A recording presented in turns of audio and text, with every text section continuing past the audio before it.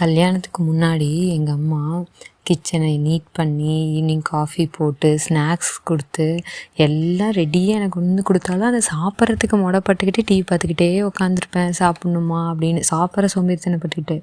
ஆனால் இப்போ 6 மணி ஆச்சு. கிச்சனுக்கு போனால் கிச்சனில் பாத்திரம்லாம் விளக்கி வச்சதெல்லாம் அப்படியே இருக்குது. இனிமேல் தான் ஸ்நாக்ஸ் ரெடி பண்ணி கொடுக்கணும், டீ போடணும். இதெல்லாம் யோசிச்சாவே திருப்பி ஓடி போயிடலாமா, கண்டிப்பாக இன்றைக்கி எல்லாத்துக்கும் டீ வேணுமா அப்படின்னு தோணுது. அப்புறமா நானே என்னை வந்து மோட்டிவேட் பண்ணிக்கிட்டு அது எப்படின்னு நான் உங்களுக்கு சொல்கிறேன்.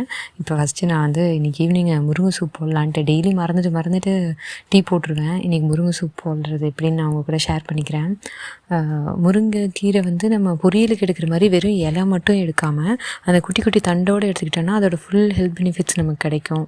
அதை போட்டு நமக்கு 4 பேர் இருந்தோம்னா ஒரு 5 கிளாஸ் தண்ணி ஊற்றிக்கணும், 1 எக்ஸ்ட்ராவாக ஊற்றணும். அப்புறமா சின்ன வெங்காயம் ஒரு 4, ஒரு தக்காளி, பூண்டு, சீரகம், மஞ்சத்தூள், மிளகுத்தூள், உப்பு, கல்லுப்பு போட்டு நல்லா கொதிக்க வச்சு அந்த எக்ஸ்ட்ரா ஊற்றின அந்த 1 டம்ளர் தண்ணி சுண்டுற வரைக்கும் நல்லா கொதிக்க வச்சு வடிகட்டி குடித்தோம்னா டேஸ்ட்டாகவும் இருக்கும், ஹெல்த்துக்கும் ரொம்ப நல்லது.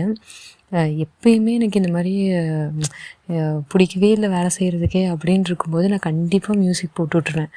மொபைலில் வந்து பிடிச்ச பாட்டெல்லாம் ஒரு ப்ளேலிஸ்ட் போட்டுவிட்டு வச்சுருப்பேன். ஆல்ரெடி ஒரு 2-3 ப்ளேலிஸ்ட் வச்சுருப்பேன். அதை போட்டுவிட்டு கேட்டுக்கிட்டே சமைப்பேன். யார் பேசுகிறது, வெளியில் என்ன, டிவியில் என்ன ஓடுது, வெளியே யார் என்ன பேசுகிறா, ஹாலில் என்னன்ற எதுவும் நினைக்க மாட்டேன். அந்த மாதிரி ஒரு சமயத்தில் நமக்கு வேலை செய்ய முடியல, தோணவே இல்லை அப்படின்ற அன்றைக்கி மட்டும் வந்து பாட்டை போட்டுவிட்டு நான் பாட்டில் பாத்திரத்தெல்லாம் எடுத்து வச்சு தொடச்சிட்டு ஸ்நாக்ஸ் தட்டில் வைக்க ஆரம்பிச்சிட்டேன். இன்றைக்கி வந்து மாம்பழம் இருந்துச்சு, கொஞ்சம் அதை காலி பண்ணிடலாம் அப்படின்ட்டு அதெல்லாம் வச்சு கொடுத்துட்டு அப்புறம் சின்ன கேக்கு அதெல்லாம் இருந்துச்சு. அதெல்லாம் ஆளுக்கு கொஞ்சமாக வச்சுட்டு எங்களுதுலேருந்து கொஞ்சமாக பிச்சு தம்பிக்கும் பையனுக்கும் வச்சுட்டு நடுவில் வேறு இவன் வந்துட்டு டிஃபன் பாக்ஸ் எல்லாம் வச்சுட்டு இது வேறு கேட்டுட்டு இருந்தான். ஸ்கூலில் ஏதோ சொல்லி கொடுத்துருப்பாங்க போல இருக்குது, வாட்டர் சைலோஃபோன். அதனால் டம்ளரெல்லாம் அதில் தண்ணி ஊற்றி ஸ்பூனு கொடு அப்படின்ட்டு இருந்தான். அப்புறம் குட்டி குட்டி டம்ளராக வச்சு அதில் தண்ணியெல்லாம் ஊற்றி வேறு லெவலில் வாட்டர் ஊற்றி ஸ்பூனை கொடுத்து அதை தட்டிட்டு அதில் வேறு மியூசிக் வச்சு பார்த்துக்கிட்டு விளையாடிட்டு இருந்தான். ஸ்நாக்ஸ்லாம் வச்சு கொடுத்து நானும் சாப்பிட்டு முருங்கை சூப்பையும் வடிகட்டி ஆற்றி கொடுத்துட்டேன் எல்லாத்துக்கும். குடிச்சு முடிச்சுட்டு நைட் டின்னர் வேலையை ஆரம்பிச்சிடலான்ட்டு இன்றைக்கி ரொட்டி சுடலான்ட்டு. ஏன்னா ரொம்ப நாளாக நான் வந்து தள்ளி போட்டுக்கிட்டே இருந்தேன், இது கொஞ்சம் லேட் ஆகுமா, கொஞ்சம் பொறுமை வேணும். அதனால் சரி நாளைக்கு செய்யலாம், நாளான்னைக்கு செய்யலான்ட்டு அப்படியே தள்ளி போயிடுச்சு. சரி இன்றைக்கி செஞ்சிடலாம் அப்படின்ட்டு இது கோதுமை மாவில் பொடி பொடியாக வெங்காயம் நறுக்கி போட்டு கொஞ்சம் எல்லாம் அரைக்கிறதெல்லாம் அரைச்சி ஊற்றி சுடுறது. அரைக்கிறதுக்கு வந்துட்டு கருவேப்பிலை, சீரகம், வரமிளகா, கல்லுப்பு எல்லாத்தையும் போட்டு நைஸாக அரைச்சி அந்த வெங்காயமும் மாவும் இருக்கிறதுல ஊற்றி கொஞ்சம் இலக்கமாக பிணைஞ்சிக்கணும். இலக்கமானா சப்பாத்தி மாவு மாதிரியும் இருக்கக்கூடாது, தோசை மாதிரியும் இருக்கக்கூடாது, நடுவில் இருக்க மாதிரி நான் காட்டுறேன் உங்களுக்கு. ஆனால் எங்கள் அத்தை ரெசிபி தான் இது. எங்கள் அத்தை செய்யும்போது இன்னும் கொஞ்சம் நான் வச்சுருக்க மாவை விட கொஞ்சம் கெட்டியாக வச்சுருப்பாங்க. எனக்கு வந்து அது ரொம்ப ஏதோ முழுங்கிறதுக்கே கஷ்டமாக இருக்க மாதிரி ஒரு ஃபீல் ஆகுமா, அதனால் நான் கொஞ்சம் அவங்க செய்கிறத விட கொஞ்சம் இலக்கமாக மாற்றிக்கிட்டேன். இது சும்மா சாப்பிட்டாலுமே சூப்பராக இருக்கும். ஆனால் நான் வந்து கொஞ்சம் தேங்காய் சட்னி வச்சு நாங்கள் சாப்பிட்டுக்குவோம்.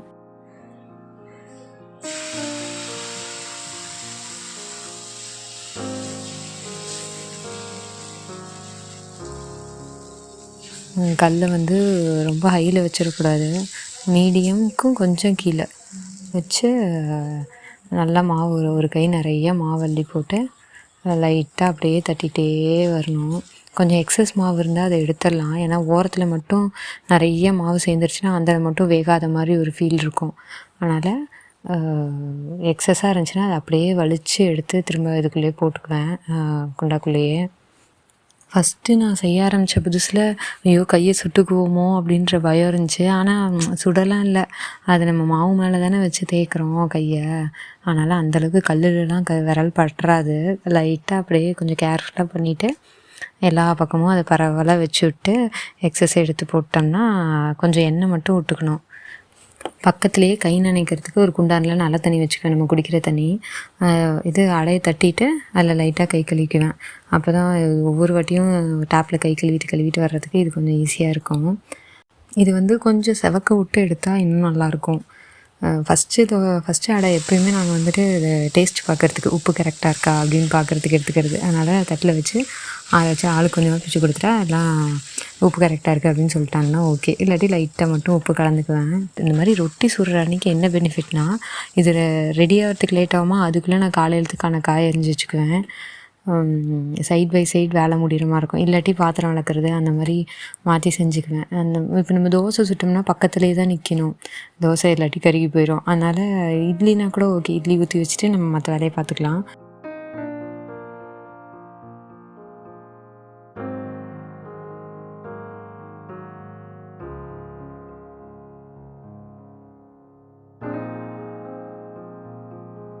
அப்படியே சைட் பை சைட் தேங்காய் சட்னியை அரைச்சி வச்சுட்டு காலையிலத்துக்கு காய் நறுக்கிட்டு அடையும் சுட்டு முடிச்சிட்டேன். உங்களுக்கு இந்த vlog ரொம்ப பிடிச்சிருக்கும்னு நினைக்கிறேன். ஏதாவது யூஸ்ஃபுல்லான டிப்ஸ் உங்களுக்கு இதுலேருந்து கிடச்சிருக்கும்னு நான் நினைக்கிறேன். நம்ம சேனல் பிடிச்சிருந்துச்சின்னா நீங்கள் சப்ஸ்கிரைப் பண்ணிக்கோங்க. வீடியோ பிடிச்சிருந்துச்சின்னா லைக் பண்ணிக்கோங்க.